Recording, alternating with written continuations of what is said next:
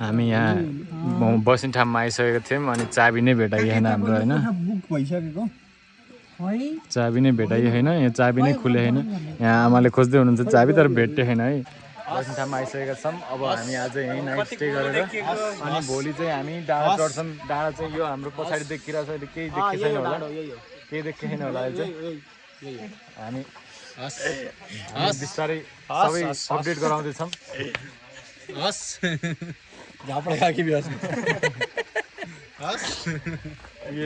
king हाम्रो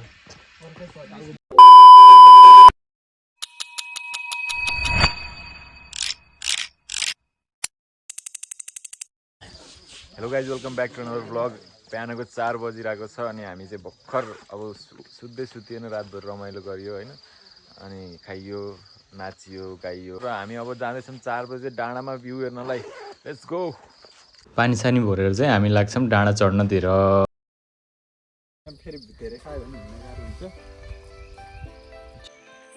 हामी हिँड्दैछौँ guys बिहान बिहान यस्तो यहाँ एकदम कुहिरो कुहिरो छ डर लाग्दो बाटो छ गाइज पानी पर्यो रातभरि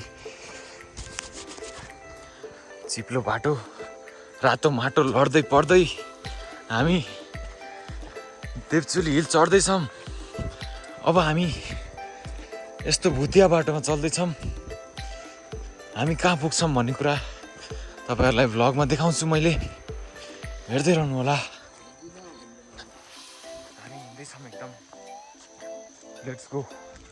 सर्टकट लिँदै हिँड्दैछौँ हामी 15 मिनट हिँडेर हामी यस्तो थाकिसक्यौँ बसिसक्यौँ यहाँ माथि कसरी जाने हो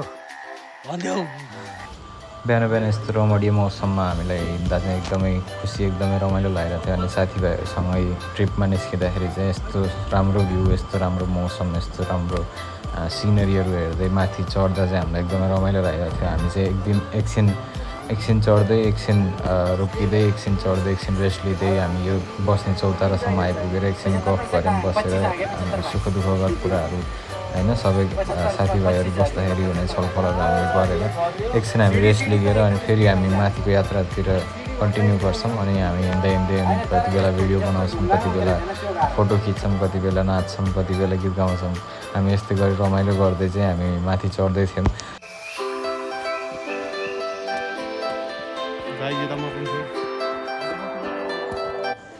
एकछिन हिँडेपछि चाहिँ हामी यहाँ टावरसम्म आइपुग्छौँ अनि टावरमा पुगेर चाहिँ हामी यसो भिडियोहरू बनाउँछौँ यसो फोटोहरू खिच्छौँ होइन राम्रो राम्रो फोटोहरू राम्रो राम्रो सिन देखिरहेको थियो मौसम खुल्ला नै थियो तलपट्टि त र हामी फोटोसोटो खिचेर यो बाटोमा चाहिँ फेरि टावरबाट माथि जाँदा एउटा मन्दिर रहेछ अनि त्यहाँ मन्दिरमा चाहिँ मैले दर्शन गर्छु उभिएर र मैले सोचेको कुराहरू पुगोस् भनेर चाहिँ एउटा विस माग्छु अनि त्यसपछि हामी बाँकीको यात्रा सुरु गर्छौँ यो दर्शन मन्दिरमा चाहिँ मागेको कुराहरू पुग्छ भन्ने चाहिँ धेरैजनाको आस्था रहेछ त्यही भएर मैले पनि विस मागेँ अनि त्यसपछि हामी माथिको यात्रा सुरु गऱ्यौँ यो टावरबाट माथिको बाटो चाहिँ अलि एकदमै खराब प्याच भनौँ होइन माथि चढ्दाखेरि चाहिँ एकदमै डिफिकल्टीहरू भइरहेको थियो अझै स्लिपरी जुत्ताहरू लगाएको मानिसहरू तर हिँड्न एकदमै गाह्रो हुने जस्तो बाटो थियो होइन माथि चढ्दाखेरि एकदमै राम्रो भ्यू सहितको एकदमै राम्रो सिनेरी तर यो बाटोहरू म्यानेजमेन्ट हुने हो भने राम्रो प्लेटफर्म पाउने भने राम्रो इन्भेस्टमेन्ट पाउने हो भने यो देवचुली हिल चाहिँ एकदमै राम्रो टुरिस्ट डेस्टिनेसन बन्न सक्छ र हाम्रो चाहिँ हिँड्दा यस्तो हालत खराब भइसकेको थियो एकदमै थाकेर हामी चाहिँ बाटोमा रेस्ट लिँदै मेरो हालत हेर्न सक्नुहुन्छ र हामी धेरै स्ट्रगल पछि चाहिँ माथि पुग्छौँ र माथि पुगिसकेपछि चाहिँ हामीले केही भ्यू सोचे जस्तो देख्न पाउँदैनौँ किनभने पुरै कुहिरोले हुस्सुले ढाकेको थियो माथि चाहिँ पुरै मौसम खुलेको थिएन हामी चाहिँ रङ टाइममा चाहिँ सायद देवचुली हिल चढ्न भनेर आएको जस्तो लाग्यो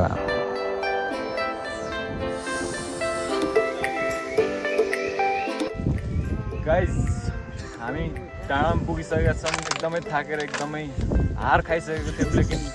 साइली पारामा नेभर गिभ अप एटिट्युड लिएर हामी माथि आइसकेका छौँ अनि धेरै बेर पुऱ्यौँ तर हाम्रो यो हुलिया देख्न सक्नुहुन्छ किनभने एकदमै हावा चलिरहेको छ माथि र अब भ्यू एकदमै मतलब कुहिरोले पुरै ढाकेको छ केही देखेको छैन एक्सपेक्टेसन भर्सेस रियालिटी नै भयो भनौँ होइन अब बिस्तारै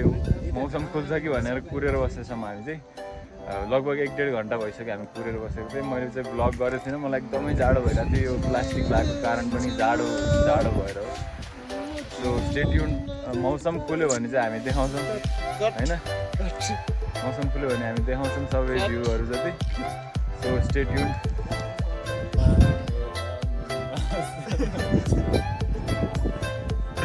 जादु जस्तो जादु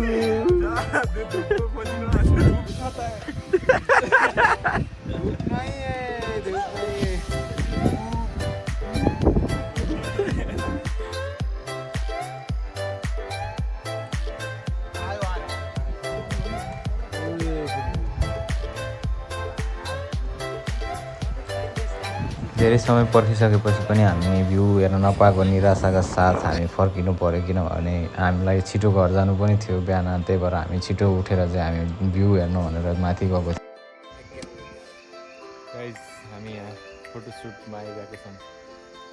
भ्यू हेर्न पाइएन तर यहाँ फोटोसुट चलिरहेको तल आएपछि अलि मौसम खुले जस्तो त भइरहेछ तर माथि चाहिँ अझै खुले छैन मौसम अझै एकदम मतलब कुहिरो जति सबै माथि गइरहेछ तल चाहिँ एकदम सफा मौसम छ देखिरहेछ हामीले भ्यू हेर्न त पाइएन तपाईँहरूलाई देखाउन पाइएन भ्यू सो अब हामी फोटोसुट गरेर निस्किन्छौँ यहाँबाट अनि हामीलाई भोक लागेको छ बिहान अँधेरोमा आएको बाटो चाहिँ अनि हामी उज्यालोमा चाहिँ फर्किन्छौँ हामी बिस्तारै भ्यू हेर्दै तल झरिसकेपछि चाहिँ मौसम खुलेर सबै क्लियर देखिरहेको थियो वरिपरि अनि चाहिँ हामी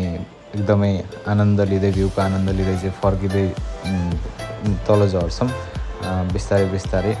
अनि यो जङ्गलको बाटो यो हरियाली यो रुखहरू सबै देख्दाखेरि चाहिँ एकदमै मनलाई नै आनन्द मिल्ने सधैँ यहीँ बसिराखौँ जस्तो चाहिँ फिल हुने भएर हामी चाहिँ एकदमै रमाइलो गर्दै हामी तल झरिरहेको थियौँ अनि यो रफ प्याचमा चाहिँ बिस्तारै केयरफुली हामी झर्दै थियौँ बाटोमा this is the end of the vlog guys अर्को ब्लगमा भेटौँला त्यति बेलासम्मको लागि bye like follow subscribe for more vlogs अनि अर्को ब्लगमा भेटौँला सी यू सुन